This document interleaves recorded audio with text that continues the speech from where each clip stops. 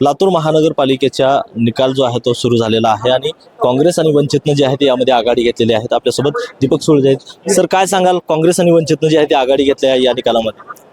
आपल्या माध्यमातून सांगू इच्छितो, या महाराष्ट्राचं नेतृत्व आदरणीय अमित देशमुख साहेब आणि लातूर ही जनता ह्यांचं जे नातं आहे त्या नात्याचा विजय झालेला आहे।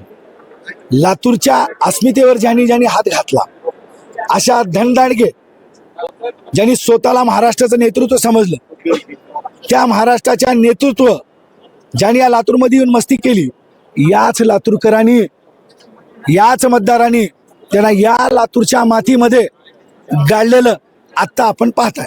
खरं तर या प्रचारामध्ये भाजपकडनं जे आहे ते कमळ कमळ असे टॅगलाईन त्यांनी सुरू केली होती आणि मात्र विजय आता काँग्रेसचा दिसतोय। त्याचबरोबर देवेंद्र फडणवीस असतील किंवा अजित पवार असतील यांना सुद्धा लातूरमध्ये येऊन सभा घ्याव्या लागल्या।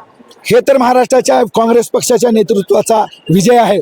आमचा नेता लातूर मधला आहे, तोच आमचा महाराष्ट्राचा नेता आदरणीय आणि सुसंस्कृत नेतृत्व म्हणजे आदरणीय अमित देशमुख साहेब।